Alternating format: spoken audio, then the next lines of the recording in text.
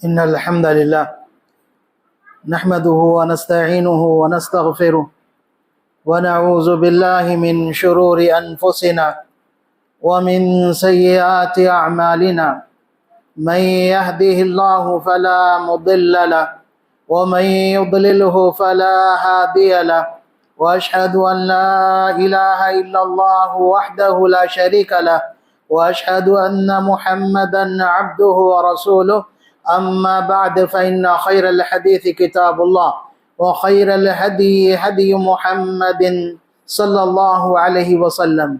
شر الأمور محدثاتها، وكل محدثة بدعة، وكل بدعة ضلالة، وكل ضلالة في النار. قال الله تبارك وتعالى في كلامه المجيد: أعوذ بالله من الشيطان الرجيم. يا أيها الذين آمنوا قوا أنفسكم وأهليكم نارا وقودها الناس والحجارة. ہر قسم کی تعریف، بڑائی اللہ عز و جل کے لیے لائق و زیبا ہے، جو اس ساری کائنات کا رب ہے. محمد اکرم صلی اللہ علیہ وسلم پر بے شمار درود و سلام نازل ہوں. معزز حاضرین جمعہ، انشاءاللہ العزیز آج کے اس خطبے میں گفتگو ہوگی ارتداد کے تعلق سے،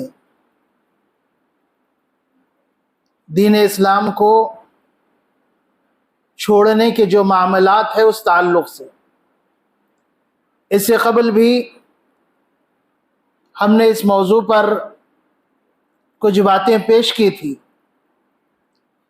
لیکن پچھلے چند دنوں سے ایسے واقعات رونما ہوتے جا رہے ہیں اور ان میں اضافہ ہوتا جا رہا ہے کہ لوگ، اور خاص کر مسلم لڑکیاں، اپنی محبت کے نام پر اسلام کو چھوڑ رہی ہے اور غیر مسلم لڑکوں سے شادی کر رہی ہے.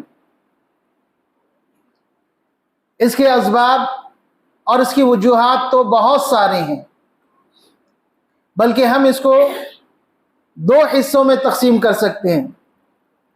ایک وہ اسباب ہے جن کا تعلق ہمارے اپنے سے ہے، اور کچھ اسباب ایسے ہیں جو خارجی ہے، جن کا تعلق ہمارے سے نہیں، دوسروں سے ہے. جیسے اسلام دشمن طاقتیں کئی طرح کے ہتھ کنڈے استعمال کرتے ہوئے مسلمانوں کو اور خصوصاً مسلم لڑکیوں کو اسلام سے پھیرنے کی کوششیں کر رہی ہیں. بہت ساری ایسی طاقتیں ہیں. اگر ہم اپنے طور پر، اندرونی طور پر مضبوط ہو تو بیرونی طاقتیں، خارجی طاقتیں ہمیں نقصان کم پہنچائے گی، اتنا نقصان نہیں ہوگا.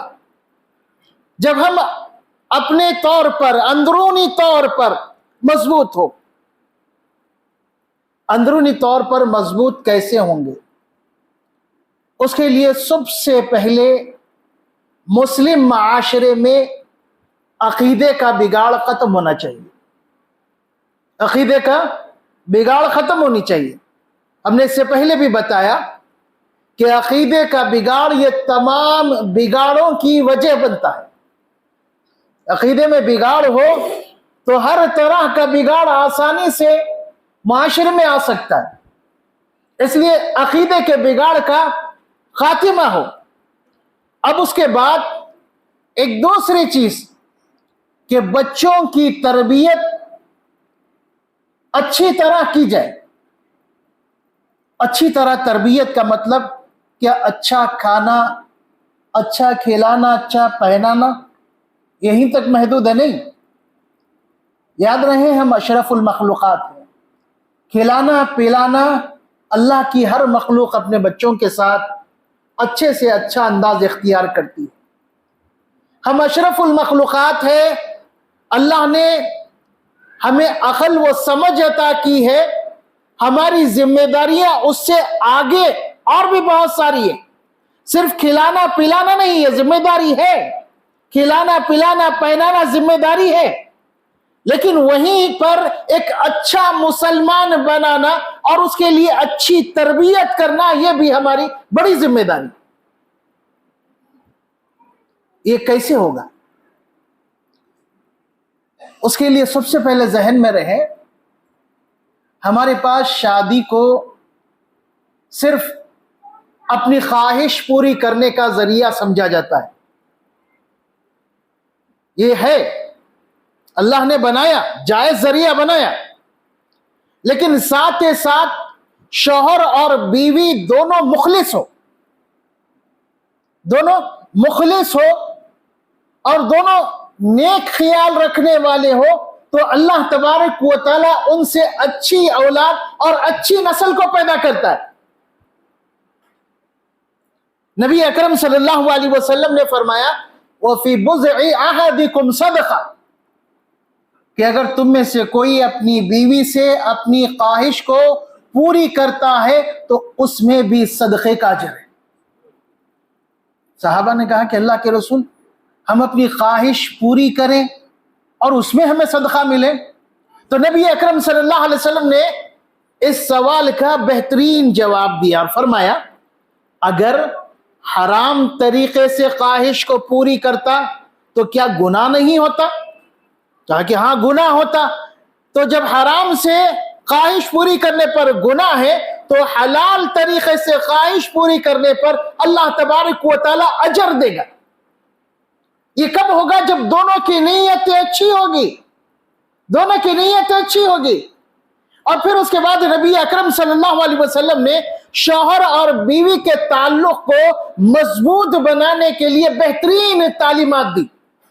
ان میں سے ایک، نبی اکرم صلی اللہ علیہ وسلم فرماتے ہیں کہ تم جو بھی نیکی کرتے ہو اللہ تبارک و تعالی اس کا اجر تمہیں دے گا، یہاں تک کہ اگر تم ایک لقمہ اپنی بیوی کے منہ میں ڈالتے ہو تو اللہ تبارک و تعالی تمہارے اخلاص نیت کی وجہ سے، تمہارے اخلاص نیت کی وجہ سے اللہ تبارک و تعالی اس پر بھی تمہیں اجر دے گا.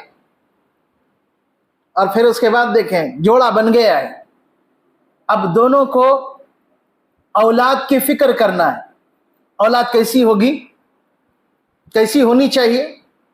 اللہ تبارک و تعالیٰ ایک نمونہ ہمارے سامنے قرآن مجید میں پیش کیا کہ ابراہیم علیہ السلام اولاد کے لیے دعا کر رہے ہیں. دعا کیا ہے؟ ربی حب لی من الصالحین. اللہ صرف اولاد دے نہیں، بلکہ اللہ تبارک و تعالیٰ نے ابراہیم علیہ السلام کا یہ نمونہ ہمارے سامنے پیش کیا، اللہ نیک و صالح اولاد دے، نیک و صالح اولاد دے. اللہ تبارک و تعالیٰ نے اولاد سے نوازا. اب اس کے بعد کیا کرنا چاہیے؟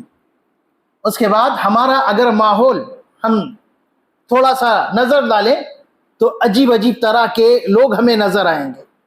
بچہ پیدا ہوتے ہی اس کے ساتھ غیر اسلامی بہت ساری رسومات لوگوں میں پھیلی، وہ ساری رسومات پر عمل کریں گے. بچے کی تربیت کے بارے میں کوئی فکر نہیں ہے، جبکہ ابراہیم علیہ السلام بچہ پیدا ہونا تو دور کی بات، اس کی خوشخبری بھی نہیں آئی، اس سے پہلے ہی تربیت کے تعلق سے سوچ رہے ربی حب لی من الصالحین کہ پروردگار نیک و صالح اولاد. ہماری ایسی فکر نہیں، ایسی فکر ہماری نہیں ہے. پھر اس کے بعد بچہ پیدا ہونے کے بعد ہماری خواہش کیا ہے؟ دنیاوی طور پر ہمارے پاس بہت سارے نمونے ہیں، ہمارا بچہ ان کے جیسا بنے، سلمان خان کے جیسا، شاہ رخ خان کے جیسا بنے. اور پھر اسی چکر میں ہم بچے کو شروع سے ہی اس کی فوٹو لے رہے، وہ چل رہا، حرکت کر رہا، رینگ رہا ہے، کچھ کام کر رہا ہے، اس کا ویڈیو لے رہے ہیں، پھر اس کو بھی سوشل میڈیا پر پھیلا رہے ہیں اور ان چیزوں سے خود لطف اندوز ہو رہے ہیں. لطف اندوز ہونے کی چیز ہے، ہو رہے ہیں، لیکن نیت صحیح نہیں، تربیت کا کوئی خیال نہیں. اور یہی بچہ جب آگے چل کر بڑا ہوتا ہے تو ایسے ماحول میں پل کر کیا بنے گا؟ ایک صاحب بڑا ہی فخر سے کہہ رہے ہیں کہ میرا بیٹا ریپ سنگر ہے، بڑے فخر سے کہہ رہے ہیں، اور نمازی پرہیزگار آدمی، اور فخریہ انداز میں کہہ رہا میرا بیٹا ریپ سنگر ہے۔ ایک نمازی پرہیزگار آدمی کے گھر میں ریپ سنگر پیدا ہونا، ایک گانے والا، یہ کیسے ہوا؟ اس کی تربیت ایسی ہے۔ ہم تربیت کے بارے میں سنجیدہ نہیں ہیں کہ ہمارے بچے کی تربیت کیسے ہو، بلکہ یوں کہیں کہ ہم بحیثیت مسلمان امت مسلمہ کے بھلائی کے بارے میں سوچنا چھوڑ دی۔ ہم سے پوری امت کو کیا فائدہ ہوگا اس بارے میں ہم نے سوچنا چھوڑ دیا۔ ہم صرف اپنے تعلق سے سوچتے ہیں، اپنے تعلق سے امت کو کیا ہوگا، امت کو کیا فائدہ ملے گا، اس کی ہمیں فکر نہیں۔ بچے کی تعلیم کا مسئلہ ہے، یاد رہیں نبی اکرم صلی اللہ علیہ وسلم نے فرمایا طلب العلم فریضۃ علی کل مسلم، کہ علم حاصل کرنا ہر مسلمان پر فرض ہے، دین کا علم حاصل کرنا ہر مسلمان پر فرض ہے۔ نبی اکرم صلی اللہ علیہ وسلم نے ہر مسلمان فرمایا، اس میں لڑکا بھی شامل ہے، لڑکی بھی شامل ہے، مرد بھی شامل ہے، عورت بھی شامل ہے، اور اس میں عمر کی کوئی قید نہیں۔ مسلمان ہے، وہ کسی بھی مرحلے میں مسلمان ہوا، کوئی بڑھاپے میں جا کر مسلمان ہوا ہے تب بھی اسے دین سیکھنا، دین کی تعلیم حاصل کرنا چاہیے۔ ہم دین کی تعلیم کے لیے جو انتظامات کرنا چاہیے وہ نہیں کرتے، خود ہمارے میں کمی۔ ہونا کیا چاہیے تھا، بچہ پیدا ہوا، تھوڑا سا بڑا ہوا تو اللہ کی پہچان اسے کراتے۔ جب اشارے سمجھنے لگ رہا ہے، خود اشارے کر رہا ہے، اشارے سے اس کے دماغ میں بٹھاتے اللہ ایک ہے، اسے سمجھاتے اللہ عرش پر ہے، اللہ عرش پر ہے۔ وہ بولنے لگ رہا ہے تو اسے اللہ یاد دلاتے، اللہ کا ذکر کرنا، اللہ کا نام لینا، عادت ڈالتے اس کی۔ لیکن ہم کئی طرح کی دوسری چیزوں میں پڑ جاتے، کئی طرح کی دوسری چیزیں۔ بچہ تھوڑا سا بڑا ہوا، کچھ پکڑنے لگا تو ہم کیا کرتے ہیں، توجہ نہیں دیتے۔ کرنا کیا چاہیے، کوئی بھی چیز اس کے سیدھے ہاتھ سے اسے پکڑنے کا عادی بنانا چاہیے۔ سیدھے ہاتھ سے کوئی بھی چیز دو، سیدھے ہاتھ سے۔ وہ کھانے لگ رہا ہے، اس کی تعلیم و تربیت کے لیے سیدھے ہاتھ سے ہی، گرچہ کہ اسے سمجھ نہیں ہے، سیدھے ہاتھ سے ہی اسے کھانے کے لیے کوشش کرے، ابھارے، بائیں ہاتھ سے لے سیدھے ہاتھ میں دے، سیدھے ہاتھ میں دے۔ ایسے ہی چل کر وہ سیدھے ہاتھ سے کھانے کا عادی بنے گا۔ اور پھر اس کے بعد جب بچے کی عمر اسکول والی ہو گئی، جہاں اسکول میں داخلہ دلانا چاہیے، اب یہاں پر ایک بڑا مسئلہ ہمارے پاس آ جاتا ہے کہ کیسے اسکول کا انتخاب کریں۔ لوگ اس معاملے میں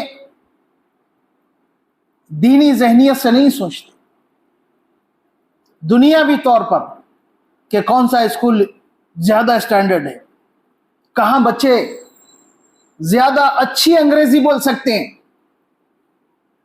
بچے کون سے اسکول میں پڑھنے سے اچھی انگریزی بولتے ہیں۔ اللہ تبارک و تعالی آپ سے یہ سوال نہیں کرے گا کہ آپ کے بچے انگریزی کیسے بولتے تھے، بلکہ اللہ تبارک و تعالی آپ سے آپ کے بچوں کی تربیت کے بارے میں سوال ضرور کرے گا، بچوں کی تربیت کے بارے میں۔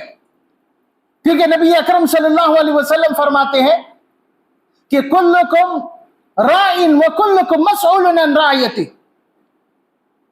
تم میں سے ہر شخص ذمہ دار ہے اور اللہ تبارک و تعالی اس کی ذمہ داری کے متعلق اس سے سوال کرے۔ آپ نے اس کی وضاحت کی، مرد اپنے گھر کا ذمہ دار ہے، اپنے بیوی بچوں کا ذمہ دار ہے، اللہ اس سے سوال کرے گا۔ عورت اپنے شوہر کے گھر اور اس کی حفاظت کی ذمہ دار ہے، अल्लाह तबारक व तआला उससे सवाल करेगा। अल्लाह ये नहीं पूछेगा कि तुम्हारा बच्चा अच्छी तरह अंग्रेजी बोलता था। अच्छी तरह अंग्रेजी बोलना अच्छी बात है, अच्छी बात है, लेकिन उससे पहले बच्चा अच्छी तरह मुसलमान बन रहा है या नहीं, वो देखना। आपको सोचना है स्कूल में दाखिल करने से पहले, क्या मेरा बच्चा इस स्कूल में पढ़कर अच्छा और पक्का मुसलमान बाकी रह सकता है? क्यों? इसलिए कि हमारे पास उमूमन लोग छोटी सोच की वजह से मिशनरी स्कूल्स का रुख करते हैं, ईसाई स्कूलों का, और फिर उनकी सोच क्या यही कि सलाहियत अच्छी होती है, अंग्रेजी अच्छी बोलते हैं।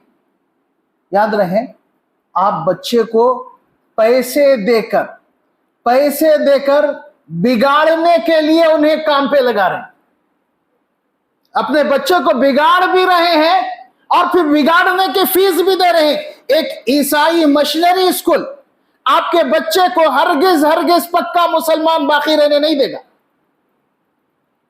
उनके स्कूल और मदारिस कायम करने का बुनियादी मकसद ईसाइयत का प्रचार करना, ईसाइयत को फैलाना। जितने मिशनरी स्कूल्स है तकरीबन बाहर से आए सो है हिंदुस्तान। क्यों? ईसाइयत को फैलाने के लिए, ईसाइयत की तबलीग के लिए। तो हम खुद उनको रास्ता बनाकर दे रहे हैं, लो तैयार है।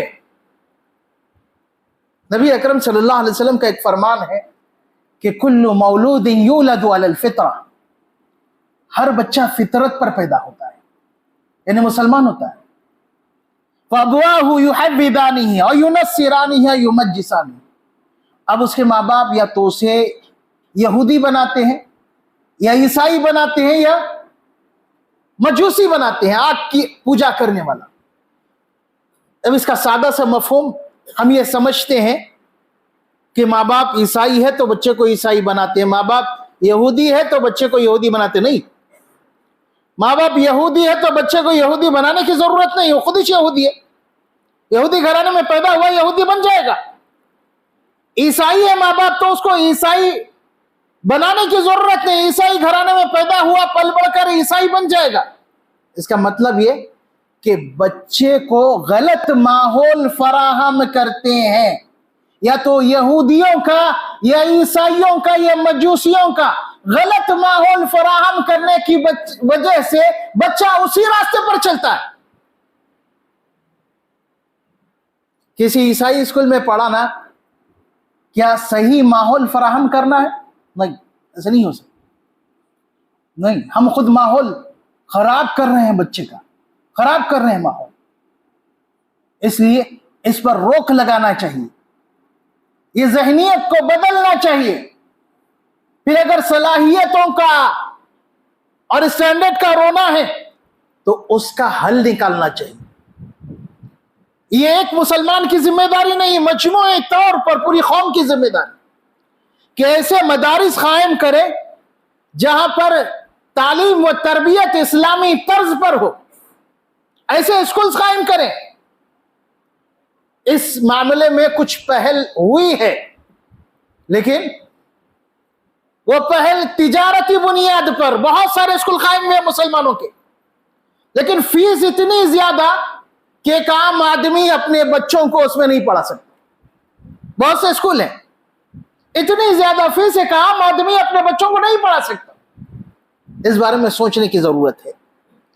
उसके बाद एक और मसला, खासकर बच्चियों के बिगाड़ का, और बिगाड़ की सबसे बड़ी वजह, बिगाड़ की हमारे अंदरूनी जो वजूहात है उसमें सबसे बड़ी वजह जो बज़ाहिर कुछ खतरनाक नहीं लगता लेकिन सबसे खतरनाक, वो है मखलूत तालीम, को एजुकेशन। आप बोलेंगे ये कैसे? ये सबसे बड़ी वजह है बिगाड़, इसलिए कि बच्चे की तरबियत हो रही है बच्चों के साथ, बच्ची की तरबियत हो रही है बच्चों के साथ, और वो बड़ी होने तक, 10th तक वो बच्चों के साथ एक ही क्लास में है, एक ही क्लास में। اور اس کلاس میں بیٹھنا اس کے لیے عیب نہیں ہے. اور پھر اس کے بعد کالج کا مرحلہ آتا ہے, اور کالج کے بارے میں ہر لڑکے لڑکی کی یہ فکر ہے کہ کالج میں جانے کے بعد ہم آزاد ہو جاتے ہیں, ہم آزاد ہو جاتے ہیں کالج میں جانے کے بعد, کوئی روک ٹوک نہیں ہے. اب یہاں سے جو صرف ایک کلاس میں پڑھتے تھے ان کا میل ملاپ میل جول بڑھنے لگتا ہے, اور پھر اسلامی طرز زندگی سے ہٹ کر وہ ایسی حرکتیں کرنے لگتے ہیں, اور انہی حرکتوں کے ساتھ ساتھ وہ اسلام سے بھی نکل جاتے ہیں. کل کی بات, شہر حیدرآباد میں ایک مسلم برقع پوش لڑکی کو چند مسلمانوں نے غیر اخلاقی حرکتیں کرتے ہوئے دیکھا سریعام.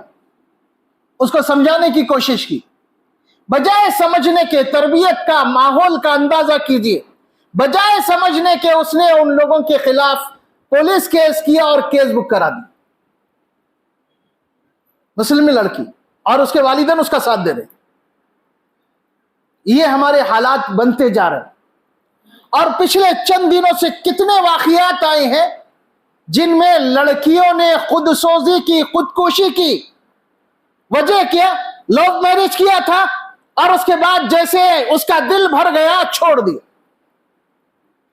اور لڑکیاں اس کے بعد پریشان ہو کر گھر سے بھاگ کر خودکشی کی, گھر سے بھاگ کر شادی کی. اب گھر جانے کی ضرورت نہیں ہے, خودکشی کر.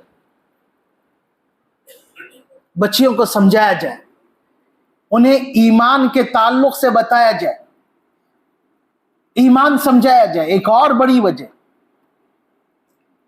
ہم نے عورتوں کو مساجد سے دور رکھا. اللہ کا فضل و احسان ہے کہ جماعت اہل حدیث نے جہاں مردوں کی تعلیم و تربیت کی فکر کی, سنت رسول کے مطابق عورتوں کی تعلیم و تربیت کے لیے جمعہ اور دوسرے موقعوں پر خواتین کے لیے انتظام کرتی ہے دین سیکھنے کا. لیکن عام طور پر خواتین کو مساجد سے دور رکھا گیا, اور پھر اس کو غلط انداز میں بیان کیا گیا کہ عورتیں مسجد میں جائے گی تو فتنہ ہوگا. کوئی دین سیکھے اور فتنہ؟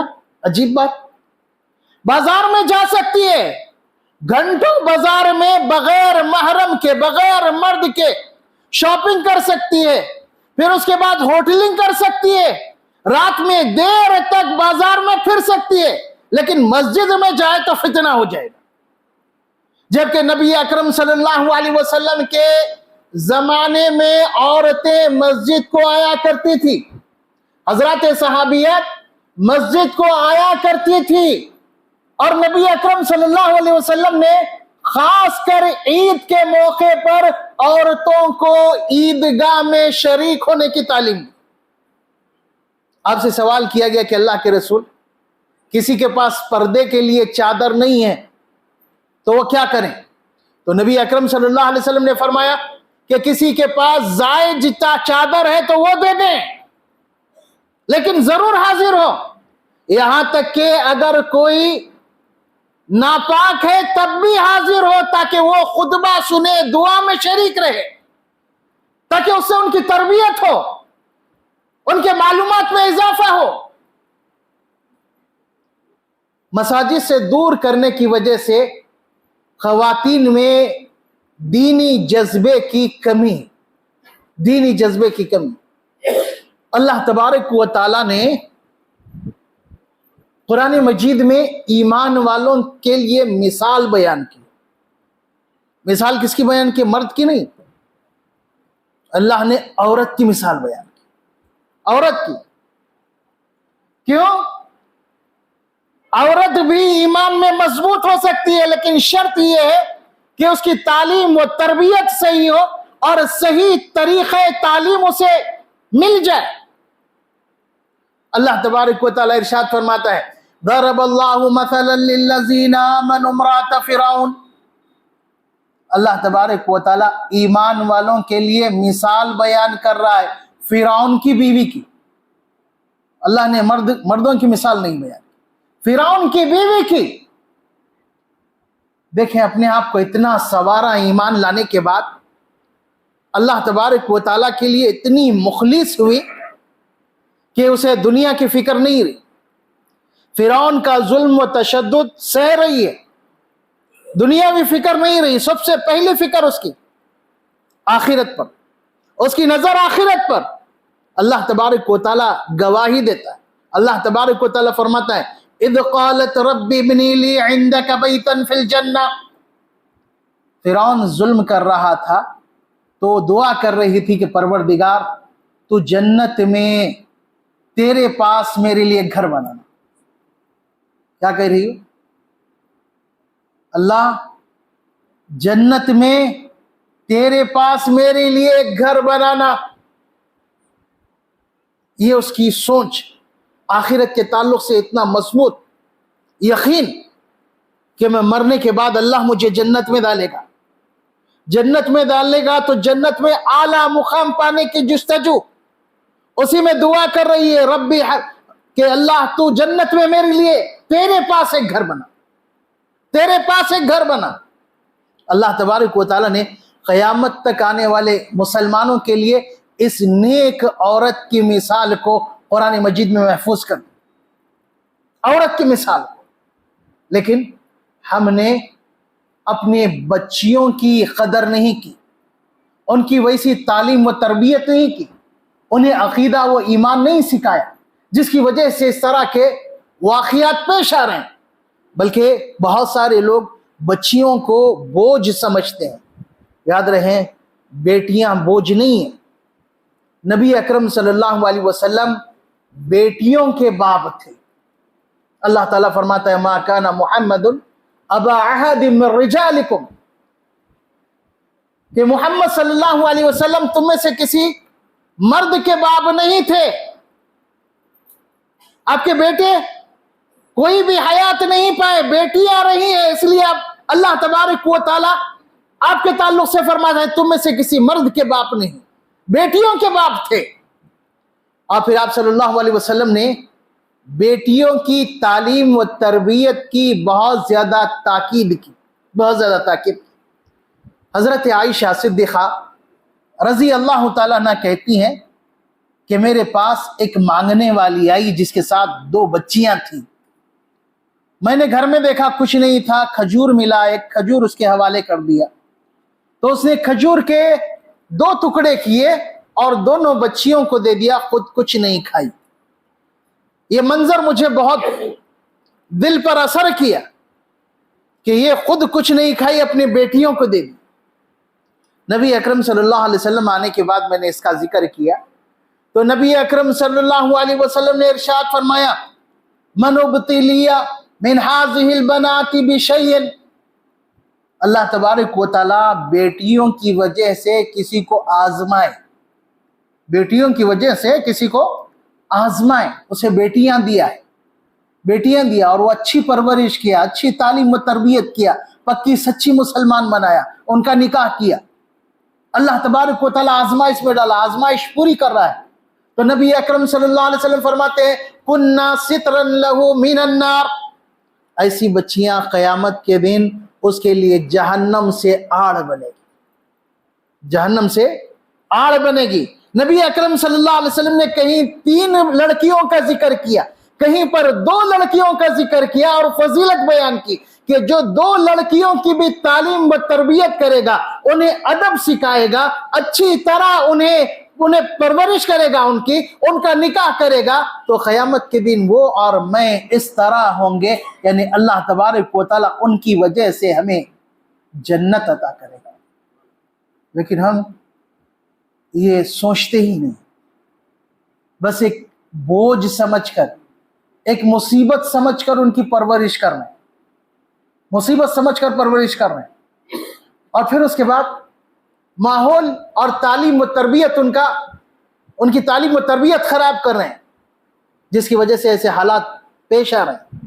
ذرا سوچ کر دیکھیں کہ ہم نے اپنی بیٹیوں کو ایسی تعلیم دی کہ قیامت کے دن وہ ہمارے لیے جہنم سے آڑ بن سکے؟ اپنے طور پر سوچ کر دیکھیں، ہم میں سے ہر شخص سوچے کہ ہم ایسی تعلیم و تربیت دے رہے ہیں کہ قیامت کے دن یہ ہمیں جہنم سے بچا سکے۔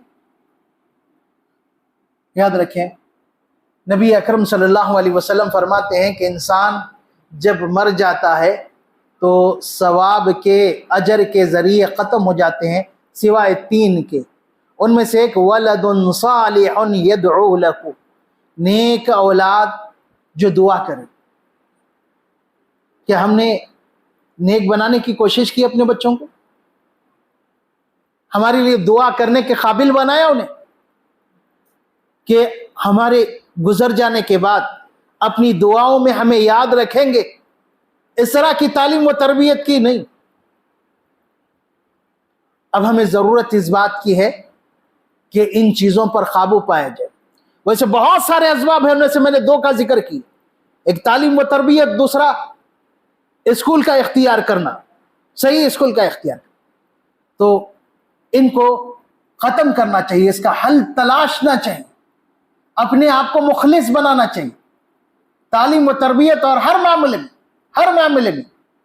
اور اللہ تبارک و تعالی ارشاد فرماتا ہے یا ایھا الذین آمنوا قوا انفسکم واہلیکم نارا، کہ ایمان والو تم اپنے آپ کو، اپنے گھر والوں کو جہنم کی آگ سے بچاؤ۔ ہمیں بھی آگ سے بچنا چاہیے اور اپنے گھر والوں کے بارے میں بھی فکر کرنا چاہیے۔ اللہ نے ذمہ دار بنایا ہے اور یہ ذمہ داری ہمیں دی ہے اپنے گھر والوں کو جہنم کی آگ سے بچائے، اور اللہ تعالیٰ اس ذمہ داری کے تعلق سے سوال کرے گا، اس ذمہ داری کے تعلق سے سوال کرے گا۔ اسی لیے ہمیں سنجیدگی سے ان سارے حالات پر غور کرنا چاہیے، اور جو غلطی ہم سے ہو رہی ہے جہاں کہیں بھی، اس کو دور کرنے کی فکر کرنا چاہیے، ورنہ یہ فتنہ بڑھتا جائے گا، بہت بڑھتا جائے گا، اور بہت سنگین حالات ہوتے جائیں گے۔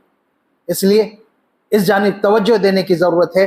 اللہ تبارک و تعالی ہمیں نیک توفیق عطا فرمائے، خالص کتاب و سنت پر عمل کرنے کی توفیق عطا فرمائے، ہر قسم کے بگاڑ سے اللہ رب العالمین ہماری حفاظت فرمائے۔ اقول قولی ھذا استغفر اللہ لی ولکم ولسائر المسلمین۔